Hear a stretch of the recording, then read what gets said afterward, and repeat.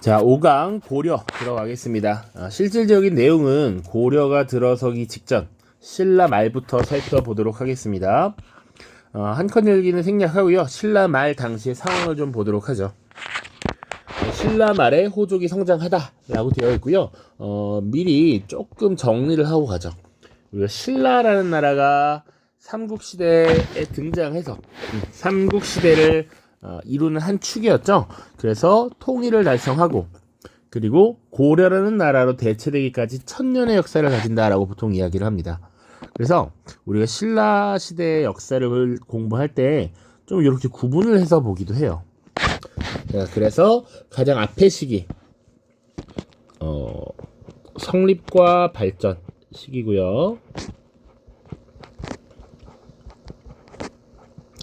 자, 두 번째 시기는 통일 직후입니다. 통일 직후. 그리고 마지막은 이제 신라 말.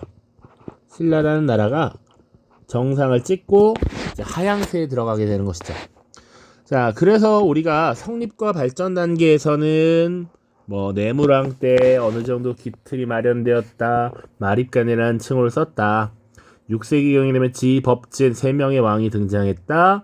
그리고 신라가 한강역을 차지했다. 이런 거 다뤘고요.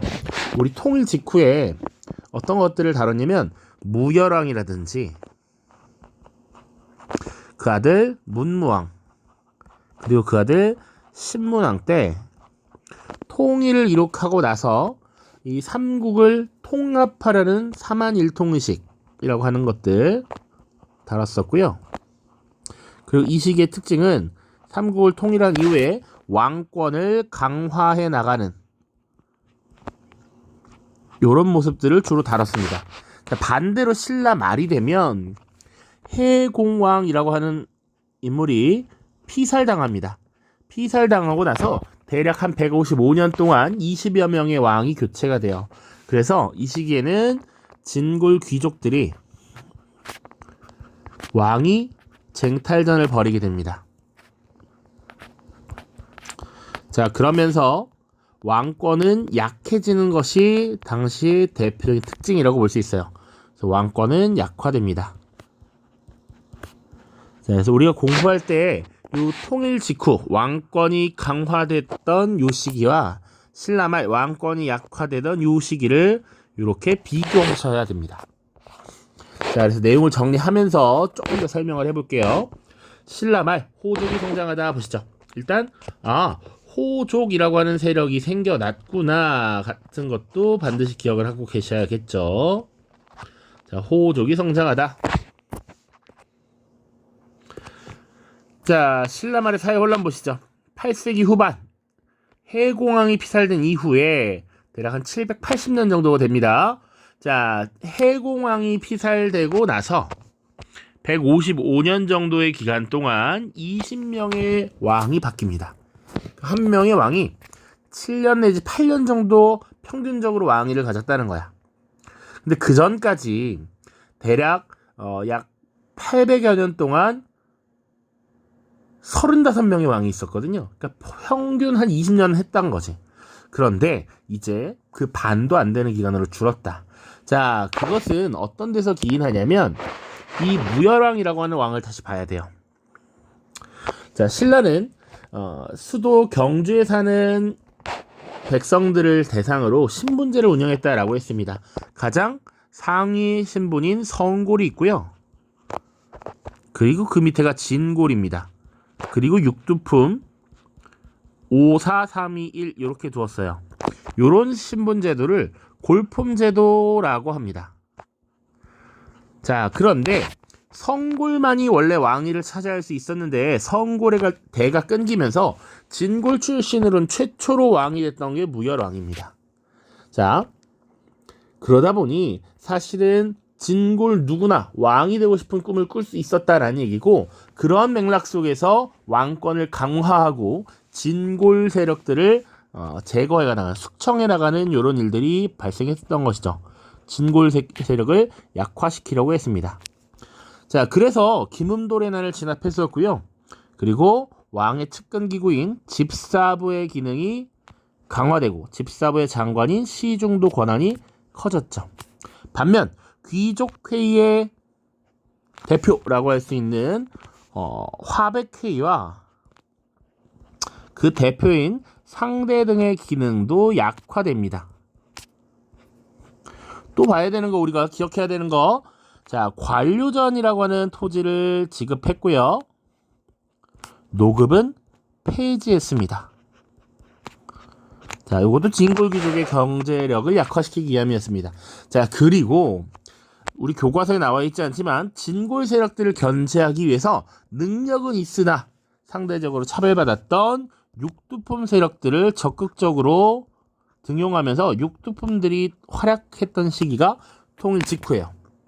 자, 그런데 8세기 후반이 되면 진골 귀족들이 서로 왕위를 갖기 위해 노력하고요.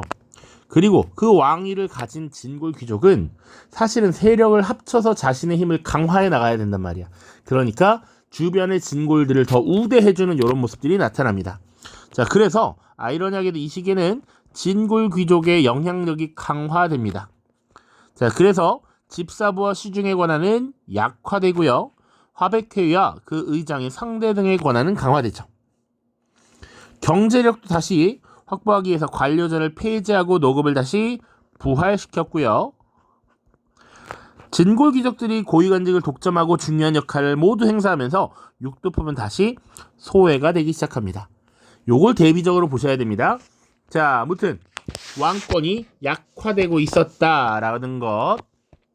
자, 그래서 이 과정에서 귀족들이 대농장을 소유하고 농민들을 수탈하는 경우가 많았는데, 이것에 대한 불만으로 전국 각지에서 농민 봉기가 발생했고, 그 대표적인 봉기가 원종과 애노인안입니다. 그래서 진성여왕 시기 먹고 살기 힘들었다라는 내용이 있으니까 가볍게 읽어보시고요. 자, 이 신라 말이 되면 왕권은 상대적으로 약화되고 진골 귀족들이 대농장을 소유해. 왕권이 약화된다는 건 지방에 대한 통제력이 약화된다라는 것을 의미합니다. 자, 왕권 약화.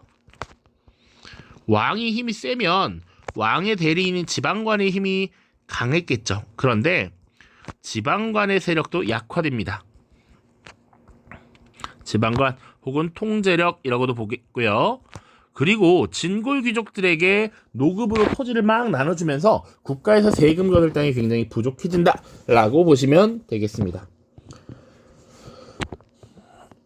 자, 통제력도 약화되는 겁니다. 자, 호족의 성장 보시죠. 유형, 주로 수도 경주가 아니라 지방에서 성장했고요.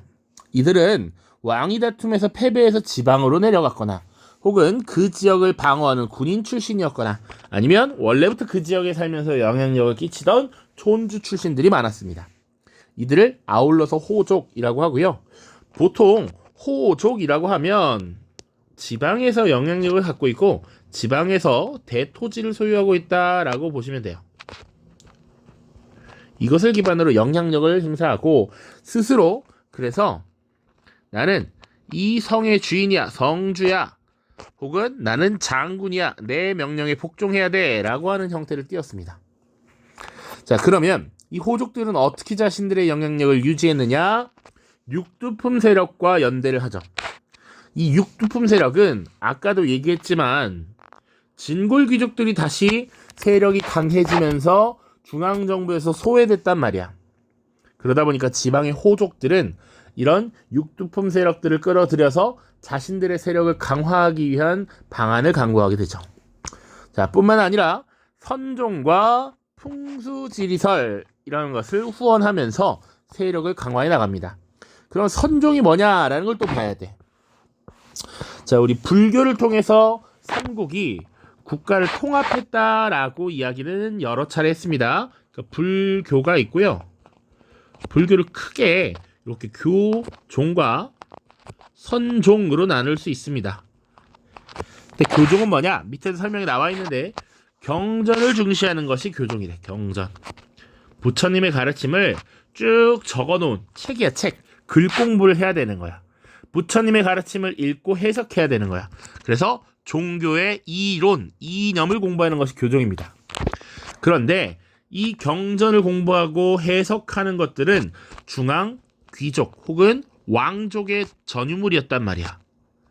지방에서는 한자를 다 읽고 쓰는 사람이 많지도 않았고 이런 선진 문물을 받아들이는 건 주로 왕족과 귀족이었기 때문에 이들이 교종을 사실상 독점적으로 후원하고 교종불교의 응원을 받았던 게 현실이었어.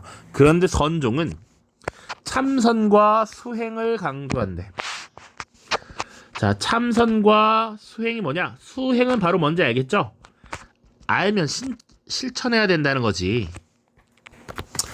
선은 뭐 고요함이라고 의미를 이해하시면 됩니다. 마음을 비우고 고민하고 고뇌하고 그것을 깨달은 이후에 수행해야 된다라는 거야. 그러니까 중앙 귀족이 아니더라도 부처님의 깨달음을 내가 느끼면 되는 거라고.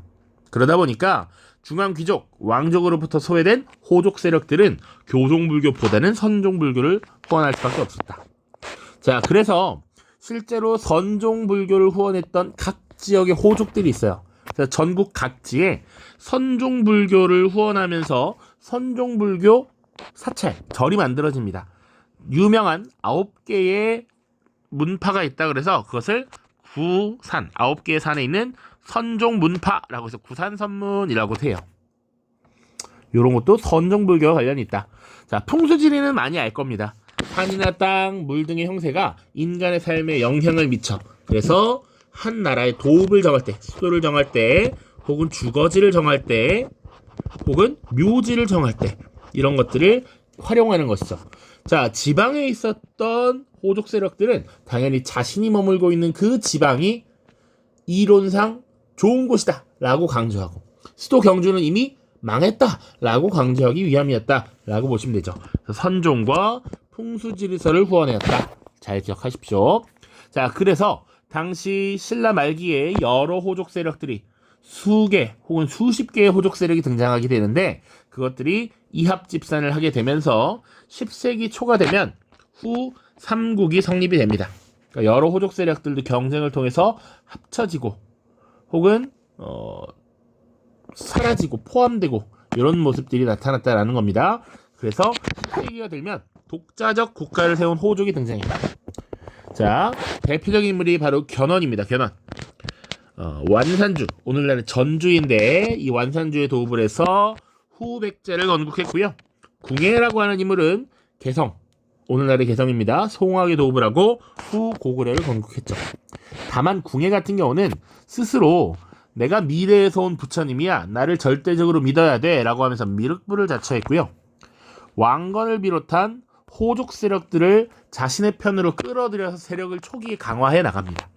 물론 시간이 지나면 우리가 짤로 봤듯이 폭압적인 정치, 폭력적인 정치를 취하면서 호족 세력들로부터 민심이 떠나게 되고 그래서 궁예를 쫓아내고 왕건을 새롭게 왕으로 추대하는 고려의 등장을 이끌게 되죠. 자, 그래서 오른쪽에 지도 보시면 당시 9세기 말 호족 세력들의 이합집산으로 신라를 제외한 후백제, 후고구려 같은 나라가 만들어지면서 후삼국 시대가 등장했다. 자, 하나 봐야 될 거, 궁예가 후고구려를 건국했습니다. 송악이라는 도시에 도읍을 정했는데 이후에 이 지역의 호족 세력들을 견제하기 위해서 수도를 철원으로 옮기고 나중에 나라 이름을 마진, 태봉 이렇게 바꾸기도 합니다. 자, 그래서 신라 말 상황 봤고요. 다음 영상에서 이제 고려 쭉 보도록 하겠습니다.